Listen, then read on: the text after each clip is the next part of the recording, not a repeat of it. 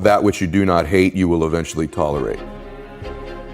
I think that identifies most people's lives. In other words, average becomes sort of like this slow asphyxiation. It's almost like an anesthetic. And that over time we become kind of immune and dulled to the average that we're becoming. You're gonna get out of your life what you'll accept. That's really difficult for people, I think, to understand is, look, what you think you're worth and what you're gonna tolerate is absolutely what you're gonna bring into your life and what the outward part of your life's gonna look like. And so I live by that. Like, I let myself sort of feel the pain and the difficulty of being not where I wanna be in whatever that area is, whether it's my spirituality, my relationships, my money.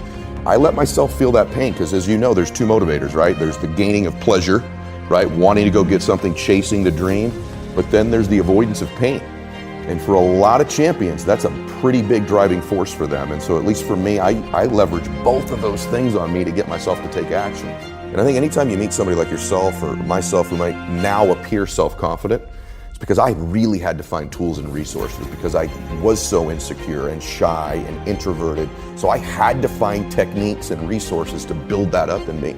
And for me, it's very simple. It's the promises that I keep to myself. If I have a habit over and over beginning to stack one on top of the other of keeping promises I make to me, not other people. Most people don't give themselves enough credit all the time. They're very aware of these 20% things and not aware of the 80, right? And that's why the dosage is so important too. You've nailed it. It should be 80-20, right? Because people get addicted to this. I'm not good at this. People don't like this about me. I don't feel good. Instead of focusing on the 80 and stacking it up. Wow, I did eat what I said I was going to today. I did get up when I said I was going to. I made the amount of phone calls. I treated people in such a way I promised myself. It's not just doing those things. It's rewarding it. It's being aware of it and stacking that up. The minute you begin to get external in your life, worrying about what other people think about you, right? You've lost all control, and it never fills you up. And people's admiration, people's gratitude towards you will never fill you up. It's your own. It's your own inside. And so for me, self-confidence comes from keeping the promises I make to myself. And the other part of it is being aware I'm doing it. There's this thing people think that, like, I'll be happy when. Once I get like this big, amazing home, or once I get this car, or once I get this relationship or an amount of money, then I'll allow myself some happiness. The problem is the finish line always moves. You never arrive there, right? The other part is people think, well, if I enjoy myself now, I'm gonna lose my drive. In other words, if I can just wire myself with enough pain all the time, I won't lose my drive or ambition. The truth is there's no correlation between the two at all. There's no relationship between you feeling complete pain all the time and losing drive. And so I talk about living in a state of blissful dissatisfaction. And really the best example of that would be like if you've ever, I love a good meal, right? If I bite into a great piece of steak, if you're a steak eater like I am, you take that first bite, it's like complete bliss, right? There's no correlation between how great that tasted and your lack of desire for the next bite. In fact, that bliss causes you to want more of it. And so the more we can begin to reward ourselves with bliss, we're not gonna lose our dissatisfaction. We're not gonna lose that. And so for me, our brains, this dopamine hit you get when you do something successful, if you constantly cheat yourself out of that hit, right, biomechanically in your body, less and less in the future will you want to achieve the next level, the next dream, the next step. And that's why so many people stall out in life. They got to a certain point and they cheated themselves out of the bliss, out of the celebration. It's important that we celebrate our wins. We celebrate our lives because it causes us to want the next bite. It keeps us hungrier, not the reverse. And so for me, I want to live in a state of being grateful and blissful now, not waiting for some future place or date that may never arise. So that's what it means for me. I play these very strange games with myself when I'm at the gym. When I'm working out, I always do one extra rep, one extra set because it's a promise I kept to myself. And here's the biggest thing. It's a pattern. It's a pattern I keep of me. I always do a little extra. I always go the extra inch. And the quickest and easiest place to do it is the gym because I can always grab one more weight, one more set. And here's what it does. It shifts your identity. So identity is the governor on our lives. It's the invisible force that no one understands. And once they do understand and get a hold of it, their life can change. And so not only if you don't get a hold of this, will these outward conditions of your life keep being exactly the same, but you could behave differently. You could do all the working out. You could be thinking great thoughts, but you are going to get out of your life. You're going to be the most powerful force in the world, I think, is to be consistent with the concepts, ideas, and worth that you hold for yourself. You will get that out of your life, what you will tolerate. Okay, the deeper part of that is identity. And so identity is very much like a thermostat sitting on a wall, right? This is important. Once that temperature is set at a certain degree, everything in the world externally can hit it, and you will find a way to get that temperature. So even in this house, let's say it's set at 80 degrees. If we opened up all the doors and cold air, just the worst things in life, the blizzard of life came in, the thermostat will kick the heater on and it will regulate this room back to 80 degrees. The reverse is also true.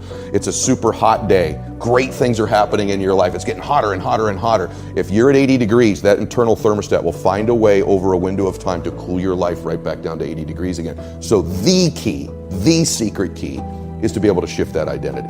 90, 100, 120. So some of the ways, strategies to do that are very simple. One is let's just say financially, you're a 200 degreer and I'm an 80 degreer. If I'm in your proximity over and over and over and over again, you will heat my identity up somewhere in between mine and yours to 150 degrees. Same in fitness, same in everything. So the more you can layer in multiple people, the stronger and stronger that force is. So that changes our thermostat through association. It's a huge, huge, huge, huge thing. People say you are who the 5 people you hang around.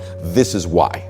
They adjust your thermostat. That's number one. Second way you can change your identity is through doing short bursts of something in a window of time you've not done them before, and they change the thermostat temperature permanently, almost like a water line in the pool. So if it's certain amount in the gym, or a certain amount of phone calls in your business, or a certain amount of appointments, you make a certain amount of money, oftentimes you're never the same again. You've seen this in your own net worth. I've seen it in mine. There became a point where I made a leap in a short window. I was never really the same again. I could go back a little bit, but not back where I was before. So it's activity or successes, achievements in short bursts of time. And then obviously our self-confidence impacts identity too, and we've kind of covered that. Those are 3 quick ways.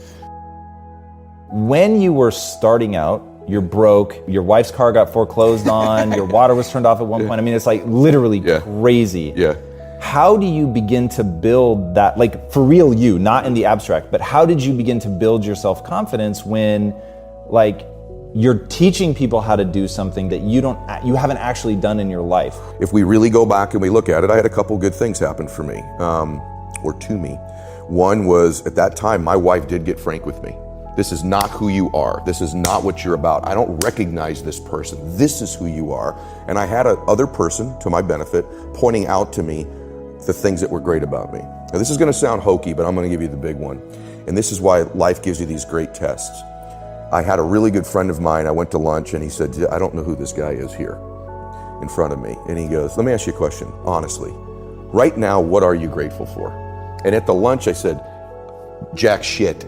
Nothing, brother. There's nothing good in my life right now. And I'm not exaggerating this to you when I tell you this, and this is a factual story. As I'm mouthing these words, 2 people walked in with an older man. Both of them clearly were fighting cancer somehow.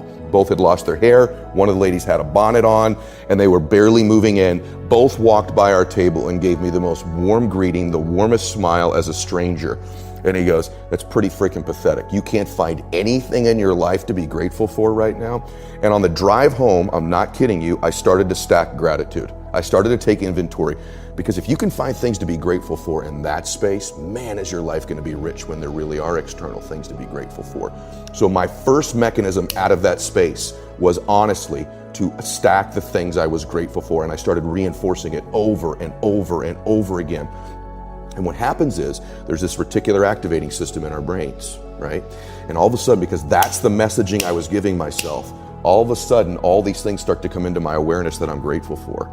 I start to magnetize to myself some people that I needed to find into my life, and that was the next layer. I started to see things to be grateful for. My health, my fitness, people who loved me. And what it did is it changed my state.